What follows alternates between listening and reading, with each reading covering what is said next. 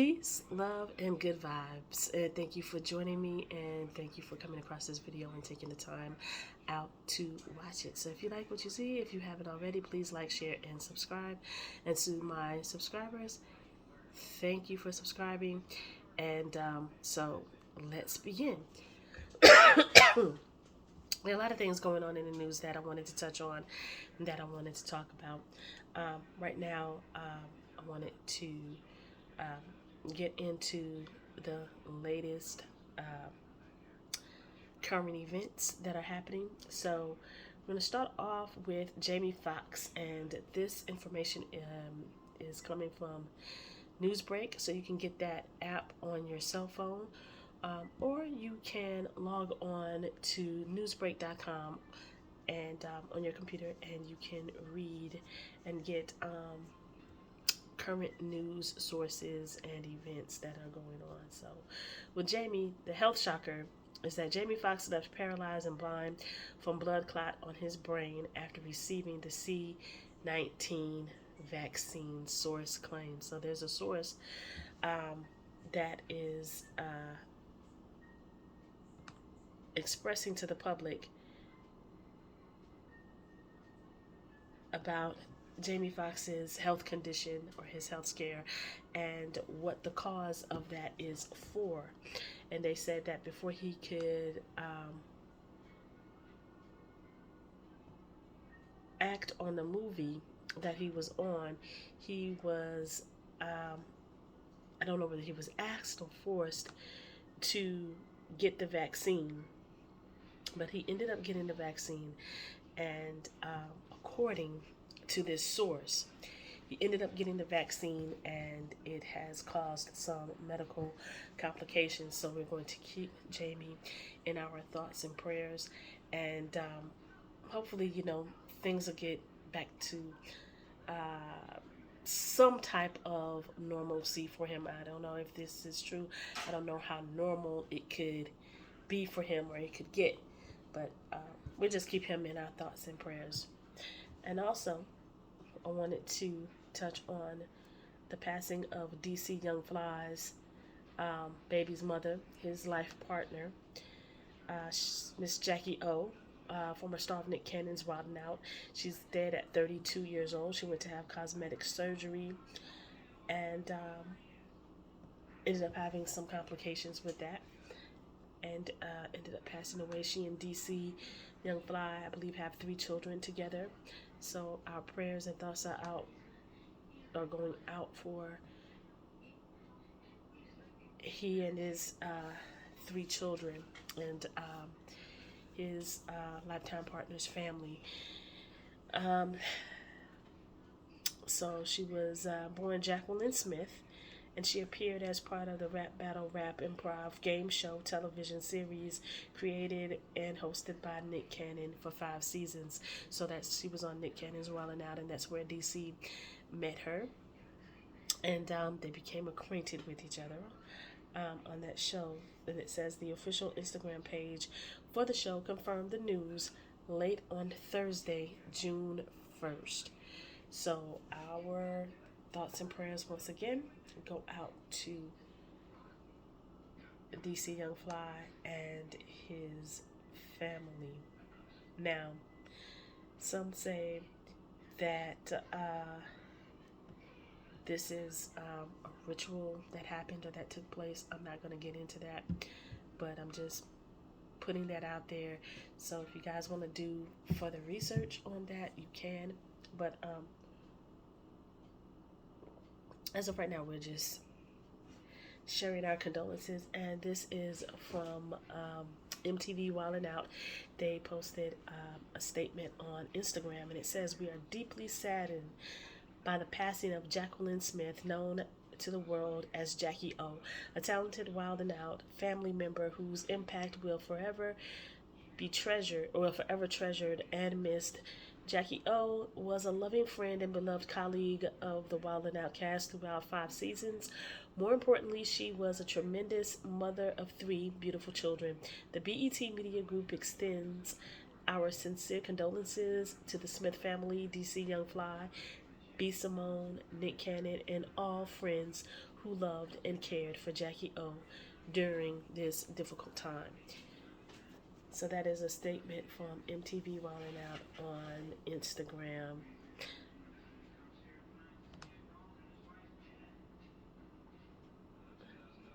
So those are the things right now.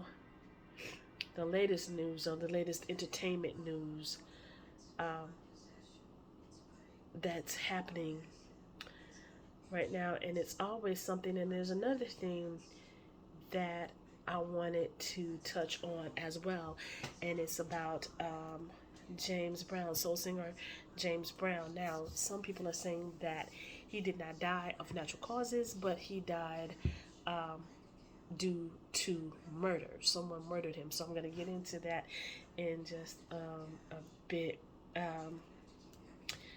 Let's see.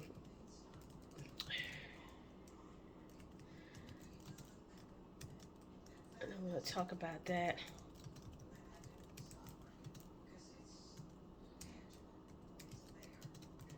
In just a moment.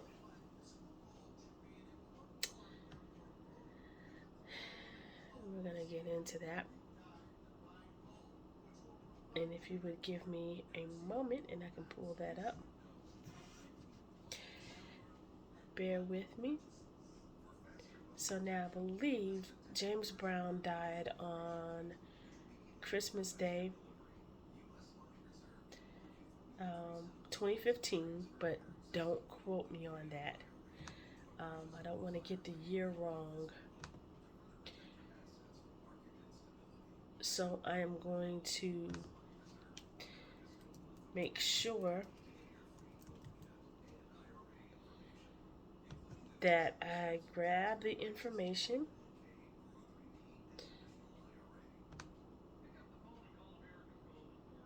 and we can get into that. Hold on one second. All right. A woman claims James Brown was murdered and has given potential evidence to prosecutors. It's since disappeared. So the information that she has given and the evidence that can prove that the godfather of soul was murdered has now disappeared.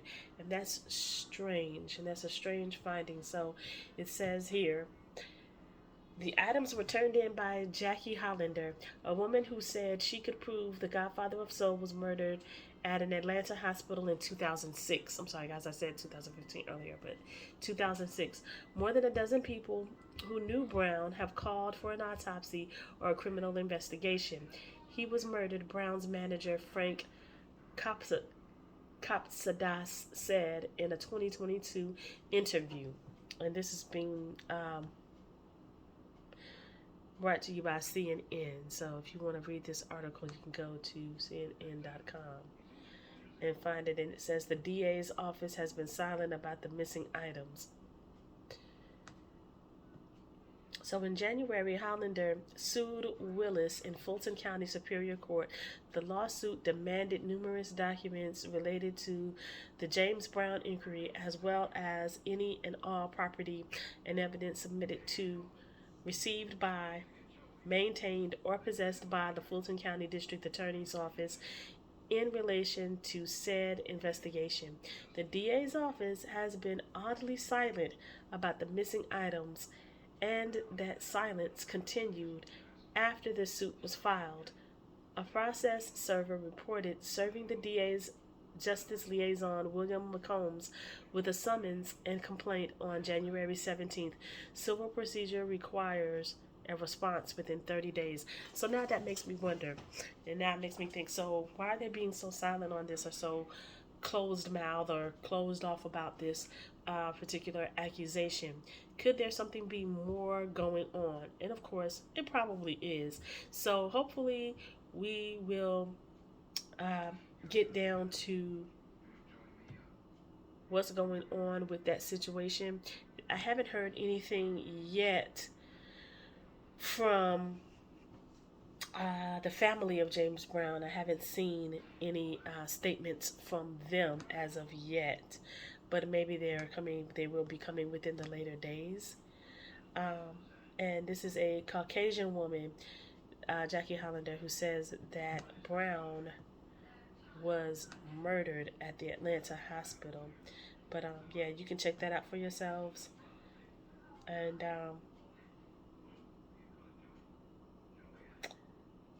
you can delve into that a little more if you want to find out more information about that. And also, what's going on here in Columbia, South Carolina, and of course, this made national news. And I'm quite sure you all, if you keep up with the news, you've heard about this by now. What's going on here in Columbia? 14-year-old Cyrus Carmack Belton uh, was shot and killed in the back of a convenience store in Columbia by the owner of the store. And it says Richland deputies say he was shot and killed after a convenience store owner thought the teenager stole a bottle of water, which it has been proven. Chevrolet has said that that was not true. He did not steal anything. He did not steal a bottle of water. He walked out of the store and the store owner shot him in the back. Now, previously, the store owner has had, from what I understand, several incidences where people have stolen from him, from his store. But that did not give him the right to shoot anyone in the back. So he was automatically wrong, and he has been arrested, and he is now at the Alvin S. Glenn Detention Center, and he had a hearing on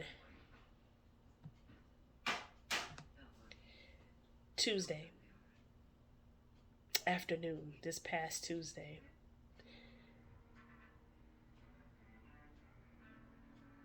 So, according to Richland County deputies, the incident began inside Chow's gas station at 7441 Park Lane Road, and that's right across the street from one of our libraries here, and also an elementary school.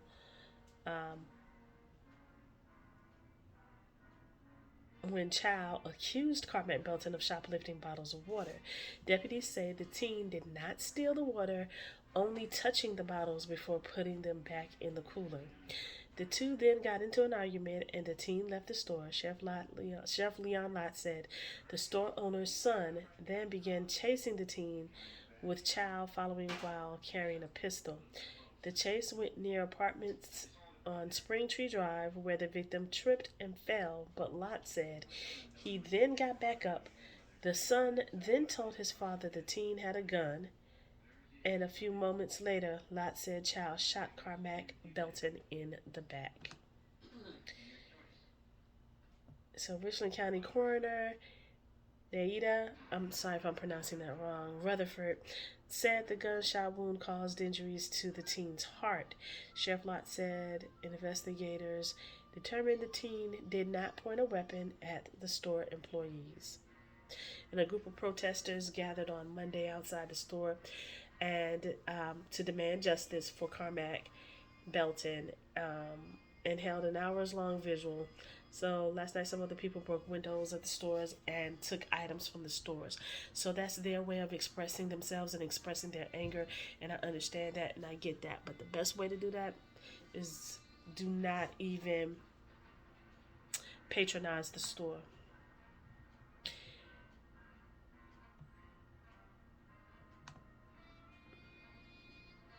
So that's the latest so far, and I'm quite sure that once this video is done, there's going to be some more things that are happening and going on within these streets.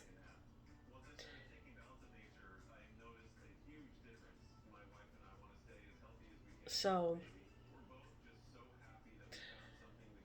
on to the next.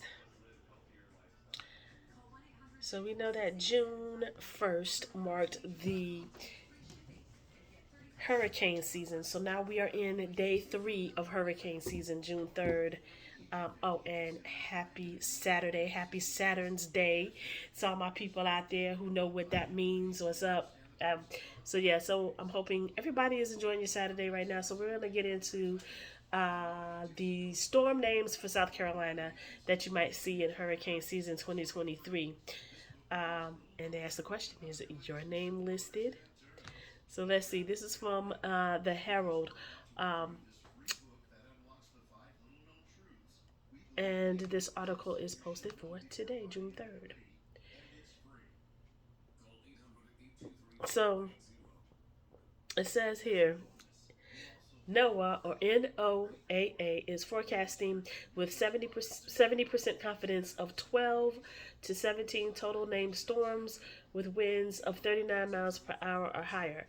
And of those, 5 to 9 of them could become hurricanes with winds of 74 miles per hour or higher. There could also be 1 to 4 major hurricanes between category 3 and 5 with winds of 111 miles per hour or higher. So, if you're old enough to have remembered in the late 80s, Hurricane Hugo actually lived through that. I was a kid at the time, but so of course, I experienced a hurricane, and I think that Hugo was a Category 3. So that was devastating enough. We lost power for 2 weeks. We had no water, no lights, of course. So my family and I, we had to search for water, um, and but we had food, thankfully, because at the time we had a gas stove. That's why gas stoves are so important. And I've heard that New York is getting rid of their gas stoves, which is, like, for what reason? That baffles me, because gas is very important. It's very needed. It's very beneficial. Um, Whenever you have storms such as, you know, losing electricity, or when you have major things or major weather phenomena happening like hurricanes, at least, if you have a gas stove, you can cook. But if you have a generator, that's also good.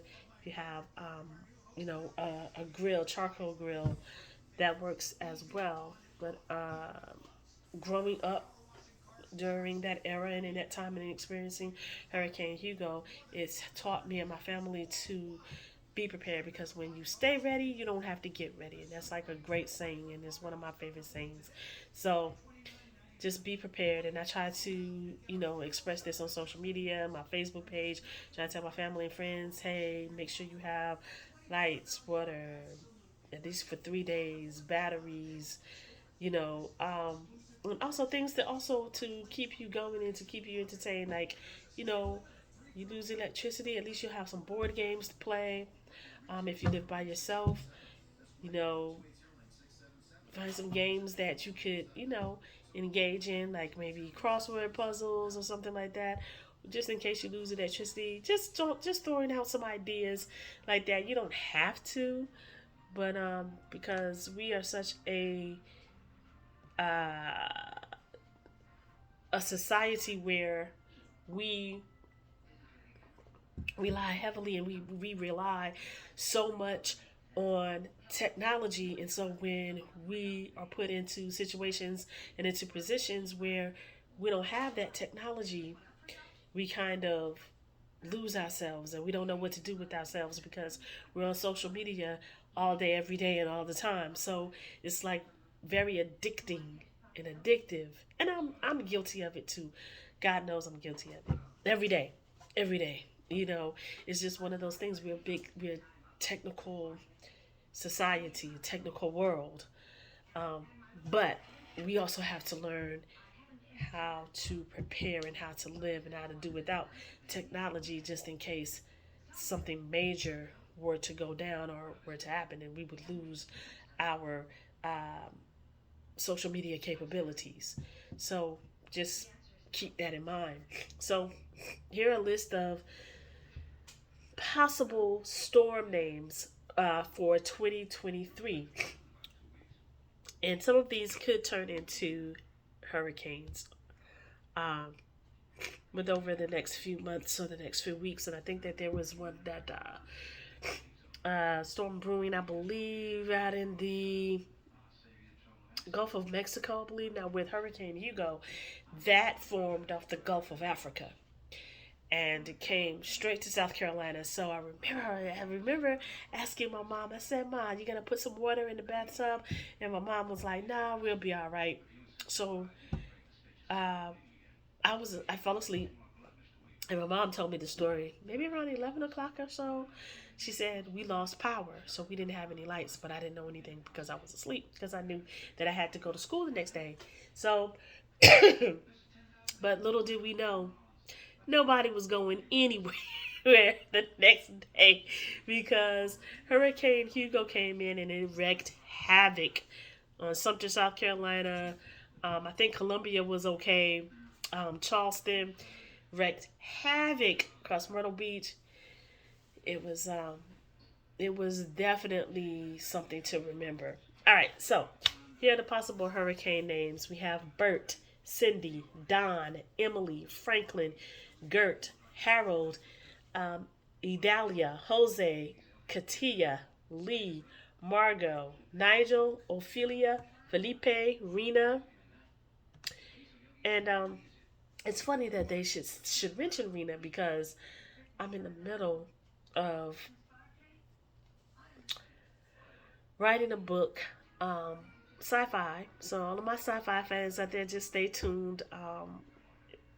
I'm working on it, and I'm just praying that everything works out and I can get this thing off the ground. But Rena, but it's spelled differently. Rena, this Rena is spelled Rina, and the Rena in my story, Hurricane Rena, is spelled Rena. That was interesting. All right, so we have Sean, Tammy, Vince, and Whitney. So how hurricane naming works.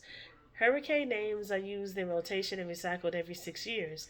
Many of the names in 2023 will be used again in 2020, again in 2029. However, sometimes named storms gain enough notoriety for the damage and death they cause that their names are permanently removed from the list. So maybe Hugo's name has been permanently removed from the list because it caused, like I said, it wreaked havoc and it caused some deaths and it caused a lot of damage. So we probably won't hear um, about another Hurricane Hugo or them naming another Hurricane Hugo.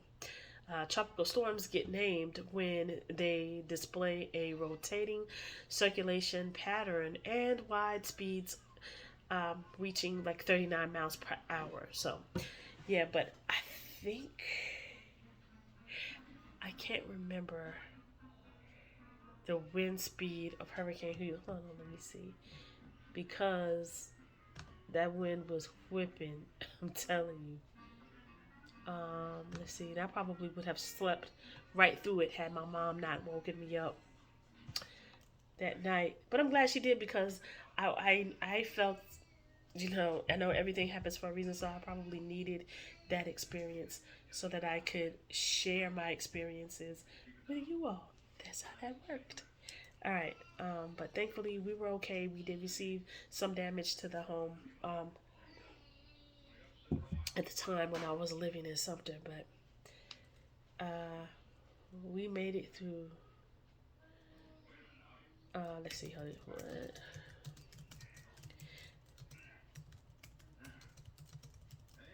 Because I want to see. And Hurricane Katrina was another major hurricane. Wow. Yeah. Hurricane Hugo was coming in at 162 miles per hour. So 25 years ago, wow, I can't believe it was that long. And I'm not that old, y'all. I'm not old. But damn. 25, 25 years ago, around midnight on September 22nd, Hurricane Hugo made landfall just north of Charleston, South Carolina at Sullivan's Island as a Category 4. Excuse me, guys, I thought it was Category 3, but it came in at a Category 4. That's damn devastating right there. With estimated maximum winds of 135 to 140 miles per hour and a minimum central pressure 934 millibars, but that's beyond my level of expertise, but I just know that wind was strong and it was coming in hard. Um, so yeah, I was out of school for 2 weeks. Schools had damages. I remember having to go to school, and we had to um, have school in the gym. So it was something to remember.